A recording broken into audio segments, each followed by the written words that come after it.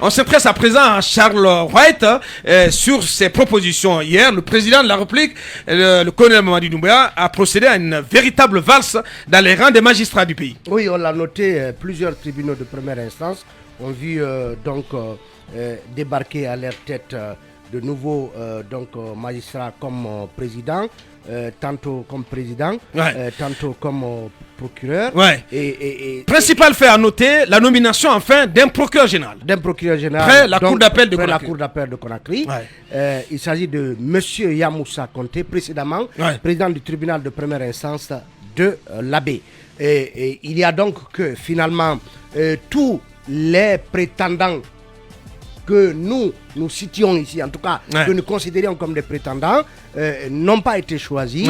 C'est le cas du pauvre Israël Pogomou, qui a été jeté dans le désert. Oui, mais il y a aussi... Il a été jeté dans le désert. Abouakar, les premiers concernés, ce sont les substituts. Les avocats généraux. À la cour d'appel, je crois, Mohamed Lamine, Lamine, et puis deux procureurs, deux avocats généraux qui étaient là avec Charles White, qui finalement... qui était en première ligne, dernièrement. Non, ne sont pas finalement nommés, donc c'est un certain Yamoussa. C'était d'ailleurs ce que nous avions réclamé ici sur ce plateau. Sur ce plateau. Donc finalement, on voit aussi que Pierre Lama, qui était au ministère, qui était président du tribunal du commerce, et contre qui Charles White a justement fait injonction de poursuite judiciaire auprès du parquet général, et finalement il se retrouve à ce niveau à la 6e chambre comme étant président de la 6e chambre civile, économique et administrative. Est-ce que ça veut dire c'est une rétrogradation? Est-ce que ça veut dire oui, on peut le percevoir ainsi? Bien sûr. Est-ce que ça veut dire que finalement il n'y a plus de poursuite comme on l'a dit ici et le parquet nous a démenti? C'est bien de se poser cette question. Est-ce que ça veut dire que finalement il n'y a plus de poursuite et que les faits qu'on reprochait à Pierre Lama, après les éléments que Akumba a fournis ici et qui ont ramené tout le gap financier sur lequel il y avait interrogation autour de 29 millions. 29 millions et qui devait être dépensé au compte du reste de l'année budgétaire. Est-ce que tout cela est désormais derrière nous? Et donc finalement Pierre Lama saute et il se retrouve à la cour d'appel comme président de la 6e chambre civile, économique et administrative. Ensuite, du côté du tribunal pour enfants de Mafanko, on a la confirmation de Mohamed Lamine Konaté au poste de procureur spécial près ce tribunal. Si vous vous rappelez, dans son bras de fer avec Mohamed Diawara, procureur spécial auprès du tribunal pour enfants, Charles White l'avait remplacé et par arrêté ministériel par ce monsieur, et donc beaucoup avaient estimé que cette procédure n'avait pas été respectée, y compris l'association des magistrats de Guinée. Donc finalement c'est, on peut le dire ainsi, l'arbitrage du colonel Mamadi Doumbouya qui confirme ce magistrat nommé en lieu et place de Mamadi Diawara. Bien, il y a aussi le cas de ce procureur qui a récemment fait libérer Gianni Alpha et le coordinateur du FNDC, Fonike Mengue, qui avait prononcé, je ne sais pas s'il faut appeler ça un non-lieu, et qui se retrouve donc éloigné également. C'est le cas aussi d'Israël Pogomou. Je parlais d'Israël Pogomou qui était procureur du tribunal de Mafanko jusqu'à hier, qui a été éloigné du côté de la vie. C'est des sanctions qui ont été distribuées. Moi, je ne parle pas de nomination. Oui, certains ont été sanctionnés, peut-être pour leur indépendance, pour leur façon de faire qui ne plaît pas certainement au sommet. Mais voilà, vous savez, en Guinée, le problème, c'est quoi? Souvent, les bons travailleurs ne sont pas... Le drame, les bons travailleurs ne sont pas bien récompensés. Il faut aller souvent avec ceux-là qui sont des conformistes. Mais je vous assure que il y a des magistrats dans ce pays qui ont quand même dans leur tête un ciment de liberté. Quoi que vous fassiez, ils resteront ce qu'ils sont, quoi que vous fassiez. Aujourd'hui, on peut les sanctionner, mais demain, ceux-là auront la promotion. Nous sommes en transition.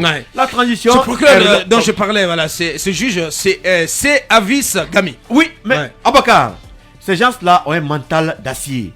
La transition est relativement courte. Demain, la Guinée saura qu'il y a encore des gens qui sont en tout cas, dans une bonne mesure d'aider ce pays, et ils vont être appelés. C'est le cas de Mohamed Diawara. Qu'est-ce que Diawara a fait pour être éjecté? Mohamed Diawara, finalement, il se retrouve nulle part. Oui, mais nulle part. Il ne peut pas se retrouver quelque part, puisque on sent en lui une rébellion. Parce que, vous savez, en Guinée, quand vous êtes droit... Non, aucune rébellion. Non. Aucune forme de rébellion. Oui, c'est ce qu'on prétend. On pense qu'il est rebelle parce qu'il s'oppose aux procédures qui ne sont pas normales. Donc, ceux qui s'opposent à de telles procédures, ce sont des rebelles. Il faut être avec les béni-oui-oui. Mais il y a certains qui ne seront jamais béni-oui-oui. Ça, vous le savez. Bien. Et pour que M. Charles soit là où il est aujourd'hui... Moi le constat que j'ai fait, c'est que beaucoup de brillants magistrats ont été tout simplement éloignés. Décapités. C'est ça. Tout simplement. Peut-être que de l'autre côté, on ne peut pas faire de reproches à Charles White, justement, de ne pas s'entourer des hommes ou de ne pas avoir à la tête des juridictions du pays ces hommes de confiance. On ne peut pas quand même lui faire ce reproche aussi. Tout à fait, parce qu'il a besoin... Il choisit ses hommes de confiance. Il a besoin de le choisir, cette valse des nominations. M'amène à dire que le colonel a les décrets faciles. Parce que chaque fois, il y a... Je pense que c'est la énième fois qu'il y a des mutations ou des nominations au sein de l'appareil judiciaire. C'est assez mouvant. C'est assez mouvant au niveau de la justice. Il ne laisse pas les gens se sédentariser comme de par le passé. Maintenant, par rapport à l'indépendance de la justice, c'est aux magistrats de l'arracher partout, même aux États-Unis, en France, en Angleterre. L'exécutif a toujours tendance à étouffer le judiciaire. Ça, c'est un combat permanent. C'est une épreuve de force permanente. Bien. Mais c'est au juge d'être indépendant dans la tête par rapport à leur, et d'agir conformément à leur serment. Bien, voilà. Pour en terminer. Manu. Je pense que ça me fait dire finalement que Charles Wright a mis fin à son bras de fer avec Mohamed Diawara. C'est la principale information, le principal enseignement que j'en tire. Et puis le parquet général qui a enfin... Et surtout Ali Touré passe entre les gouttes. Parce qu'il y en a qui avaient déjà scellé son sort. Qui sait? Non, mais je serais surpris quand même. Je serais surpris quand même. Si la suite ne nous attend pas. Je serais surpris qu'Ali Touré soit dérangé, personnellement. Je pense que c'est prévu, c'est la nomination, la mise en place d'un parquet financier. Donc, voilà. Mais ça m'étonnerait qu'on le dérange à sa place actuelle parce que évidemment, il fait le job du roi. Maintenant, je parlais tantôt de Mohamed Diawara. Est-ce que le recours engagé devant la Cour suprême a finalement un sens? Parce que le statut de Mohamed Diawara en tant que procureur du tribunal pour enfants finalement n'existe plus parce qu'un décret l'a supprimé. Et le décret évidemment prend le dessus sur l'arrêté du ministre qui l'a suspendu, et c'est l'arrêté qui a été attaqué. Ça veut dire que cet arrêté lui-même est devenu aujourd'hui caduc.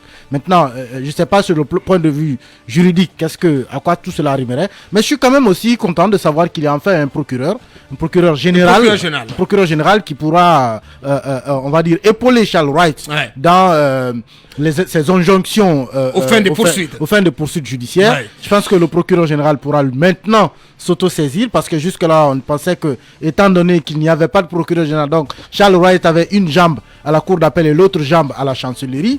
Aujourd'hui, il y a un procureur général. Je pense, à la personne de Yamoussa Konté. Voilà, il faut retenir ce nom. Yamoussa Konté, nouveau PG. Bien, oui, en 10 secondes. Abakar, finalement, Charles Wright a la confiance et l'écoute du président, puisque il a pu, en tout cas, éloigner de lui tous les magistrats dont on pensait qu'ils tous les magistrats encombrants. En tout cas, dont on dit qu'ils n'avaient pas d'atome croché avec eux. Bien. Voilà. Donc à retenir ce principal enseignement qu'on peut tirer de cette nouvelle valse de nomination au sein de l'appareil judiciaire. Yamoussa Konté, nouveau procureur général près la cour d'appel de Conakry. Ça nous conduit à la première ligne d'arrivée au compte de cette émission. On marque la pause pour nos conseils achats.